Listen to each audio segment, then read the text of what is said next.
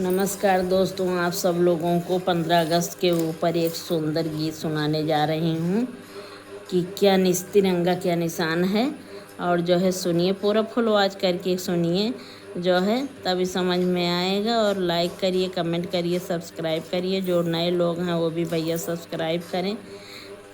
ई तिरंगा हमरे हिंद के निशान बा हो, भारत के शान बाना। ई तिरंगा हमरे हिंद के निशान बा, भारत के शान बाना।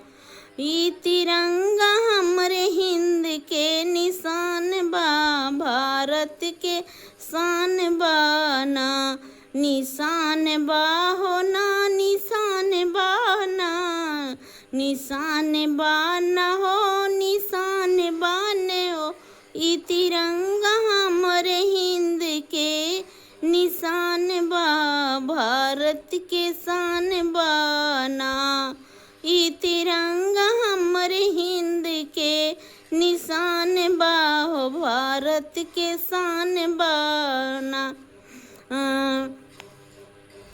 तीन कलर तीन रंग वह पे केसरी बरंग, तीन कलर तीन रंग वह पे केसरी बरंग, वह पे केसरी बरंग, वह केसरी बरंग, वह पे केसरी बरंग, वह पे केसरी बरंग। ई केसरी रंग भारत के लान बा, हिंद की भारत के शान बाना।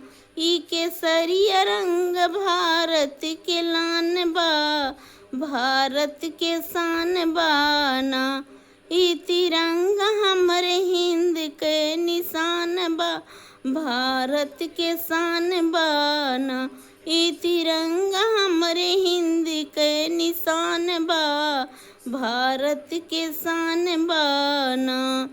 रंग सफेद लागे नीक हवे, साध भी प्रतीक, रंग सफेद लागे नीक हवे, साध भी प्रतीक हवे, साध भी प्रतीक हवे, साध भी प्रतीक। भाईचारा के प्यारा पहचान बा, भारत के शान बाना। भाईचारा के प्यारा पहचान बा, भारत के शान बाना। ई तिरंगा हमरे हिंद के निशान बा, भारत के शान बाना। ई तिरंगा हमरे हिंद के निशान बा, भारत के शान बाना।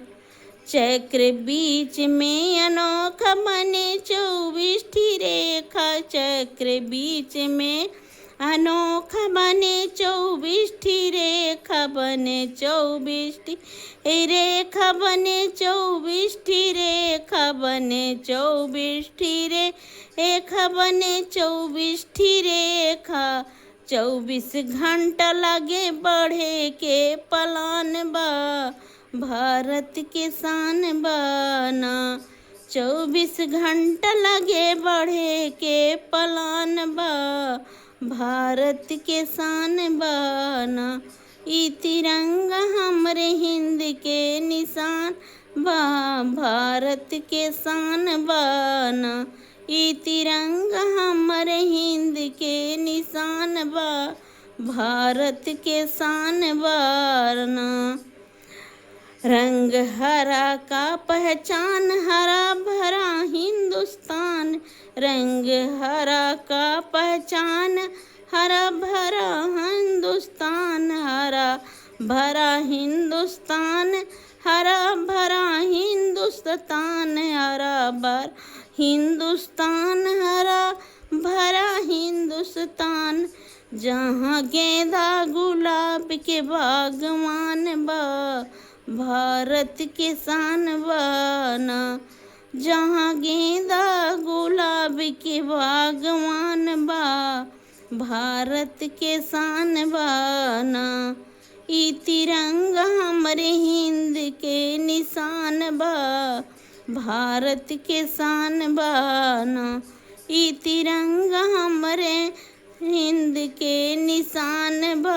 भारत के शान बाना, भारत के शान बाना।